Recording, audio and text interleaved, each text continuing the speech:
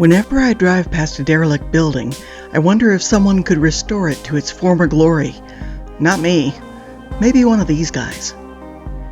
Back in the early days of the web, nerdy people used weblogs to post interesting things they found around the internet. My name is Kitty, and this is...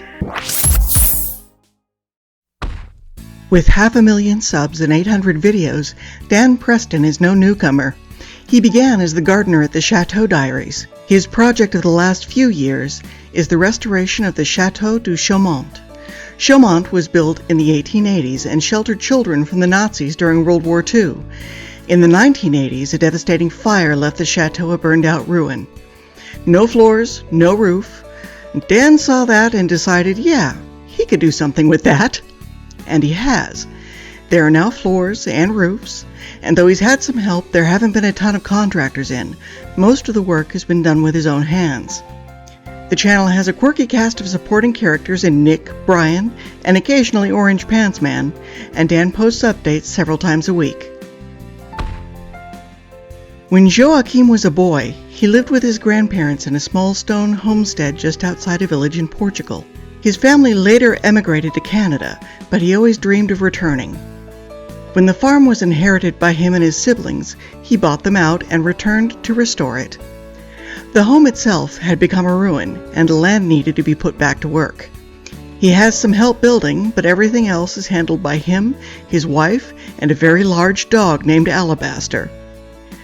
Joaquim is often philosophical, explaining his process as he returns to an older way of living. Ian and Kristen Dennis bought a castle in Santa Fe, Texas. Built in the 1930s, the castle is a quirky mix of styles, but had fallen to ruin in recent decades. They paid more than the property was worth because all the other bidders were developers and they would have razed the castle.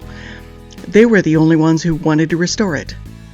Uploads are infrequent but worth it, as the castle lives up to its name while Ian and Kristen scramble to fix leaks, seal holes, and make discoveries. And tea. Because, as Ian says, where there is tea, there is hope. Beck and Sam spent nearly a year traveling the world in an RV with their 2 children.